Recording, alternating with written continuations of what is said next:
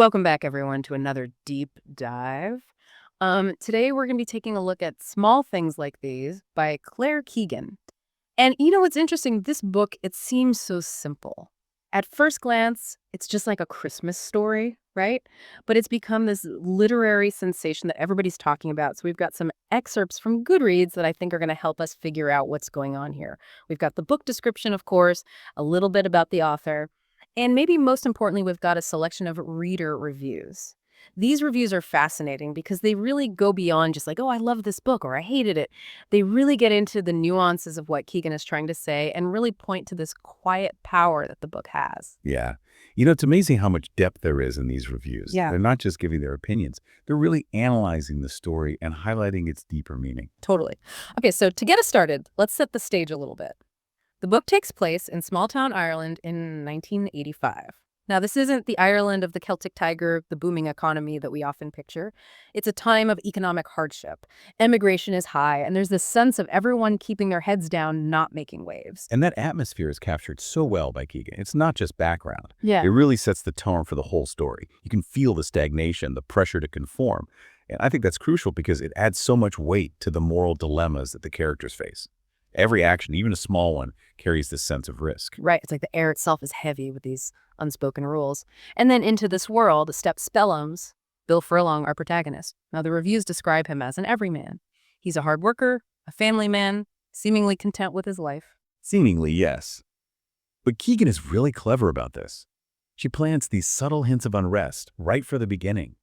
There are these moments where Furlong grapples with his own sense of purpose, like, is this all there is? Some reviewers actually compared him to George Bailey in It's a Wonderful Life. Outwardly successful, but wrestling with this deeper meaning.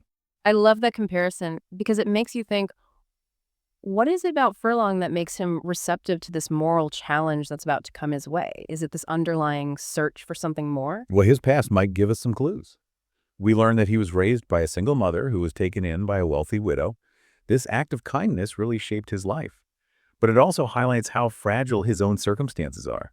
He could have easily ended up in a completely different situation. It really makes you think about how circumstances can change in an instant. And speaking of fragile circumstances, the Magdalene laundries loom large over this story. It's interesting how often the reviews mention them, even though Keegan never really details the horrors of what went on there. Right. The Magdalene laundries were these church-run institutions for fallen women. But that term really masks the dark reality. Unmarried mothers, girls deemed promiscuous. Anyone who didn't fit in could end up there. These places existed all over Ireland until as recently as 1996, and they were notorious for their abuse forced labor, the lasting trauma they inflicted. It's chilling to think about how recent that was. And many reviewers point out that Keegan uses them masterfully as this lurking threat, this symbol of the church's power and the community's complicity in their silence. Yeah, it creates this chilling atmosphere, this sense of secrets hidden in plain sight, and that unspoken pressure to ignore what's happening becomes really central to the moral dilemmas at the heart of the book. And this is where Furlong's encounter at the convent comes in. He sees something that he shouldn't have, and it forces him to make a really difficult choice. Reviewers talk about his internal struggle. Should he stay out of it, protect his family and his livelihood? Or does he act knowing the potential consequences? It's a classic dilemma. But Keegan really takes it to another level. One reviewer described Furlong as like an inverted Scrooge. He chooses to risk ostracization by acting, rather than seeking acceptance by staying silent. So we have this backdrop of silence and fear, and then we have Furlong who's already questioning his own life. This makes his encounter at the convent so significant. But before we dive into that, I think it's worth taking a quick look at the woman behind this story. So Claire Keegan isn't just some acclaimed author, right? She actually lived through this era that she depicts in Small Things Like These. She left Ireland in '86, just a year after the events of the book, at the young age of 17. And it wasn't like she left for better opportunities or anything. It was more of an escape. She's talked about how trapped she felt, especially as a young woman in Ireland at that time. Wow. And a lot of reviewers connect this to Keegan's mention of Anne Lovett, this 15-year-old girl who tragically died giving birth next to a grotto in 1984. Right. It was a huge scandal, obviously, Right. and it really exposed the harsh realities for unmarried mothers and the church's stance on it all. It adds a whole other dimension to the book, doesn't it? It's not just historical fiction. It's like she's weaving in her own experiences, her own understanding of that really stifling atmosphere. Absolutely. It's like she's giving a voice to a generation. to experiences that were often silenced. And, it's interesting. When Keegan returned to Ireland after studying in the U.S., she couldn't even find a job. Really? Yeah. Which I think speaks volumes about the economic climate and the limited opportunities back then. So we see these parallels between Keegan's life and the story she's telling. This lack of options, this feeling of being trapped. But beyond the historical and personal context, what about how the story's actually told? The reviewers constantly praise Keegan's writing. Words like exquisite, spare, and powerful keep popping up. It's amazing how much she can say with so few words.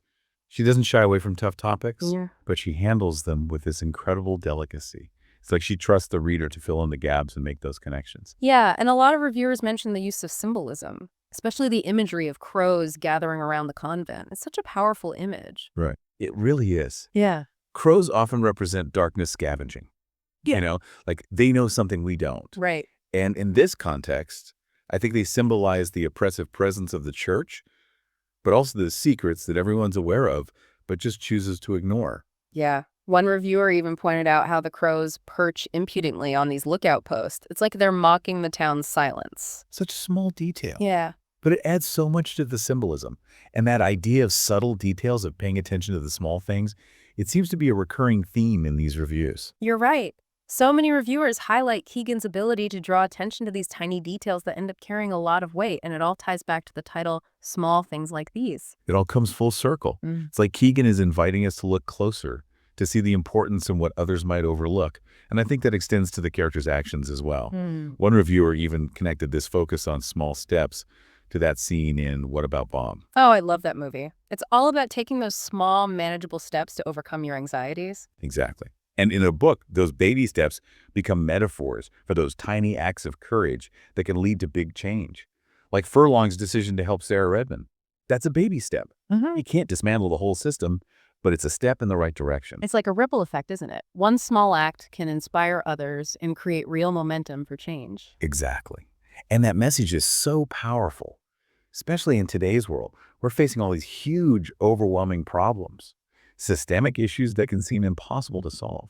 But Keegan's work reminds us that we all have the power to make a difference, even if it's just a small thing. So thinking about you, the listener, what resonates with you about this connection between small actions and their impact? Have you ever experienced a situation where a small gesture had a huge effect? It's something to think about, because the most powerful stories are the ones that spark these conversations, the ones that make us reflect on our own lives and the choices we make. As we've been talking about Keegan's storytelling in this historical context, I keep coming back to this one question that a reviewer asked: is there any point in being alive without helping one another? It's so simple, but it gets right to the heart of what makes this book so powerful. And that question is something Bill Furlong grapples with throughout the whole story. He's not perfect. He's just a regular guy trying to figure things out. But he feels this deep need to act, to do something to help. Yeah, and it's not an easy decision for him either. The reviewers talk about his struggle, the doubts and fears he has to overcome. He's not some superhero. He's just an ordinary man facing an extraordinary situation. Exactly. And that's why his story is so relatable. He doesn't have all the answers, but he chooses to do something, even though it's scary and uncertain. It resonates with us because we all face those kinds of moral dilemmas in our own lives. But do you think Keegan is being a little too optimistic? I mean, can Furlong's actions really change something as big and powerful as the church? That's a really interesting question, and it's where the book sparks some real debate.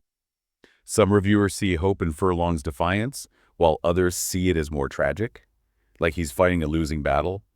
I think Keegan leaves it open to interpretation. She wants us to think about the limits of individual actions, but also acknowledge their importance. So it's not about finding all the answers, but more about having those tough conversations and wrestling with those questions. Exactly. And that message goes way beyond just 1980s Ireland. Whether it's the Magdalene laundries or other injustices we see today, the book makes us examine our own responsibility and what we do when we see something wrong. It makes you think about the small things we can do in our own lives, right? Maybe it's speaking up for what's right, or helping those in need, or just choosing to be kind and compassionate in our everyday interactions. It all adds up to something bigger. It all comes back to that idea that we're all connected.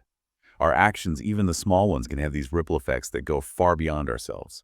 Small things like these reminds us of our shared humanity and the power we all have to make a difference. This has been such a fascinating deep dive. It's amazing how a story so simple can be so profound. It really stays with you and makes you think, and hopefully inspires us to act. Yeah, it's been a pleasure exploring this with you and uncovering all those layers of meaning that make this book so special.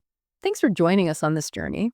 We hope it's given you some new insights into small things like these, and maybe even sparked some questions about your own role in making the world a more just and compassionate place.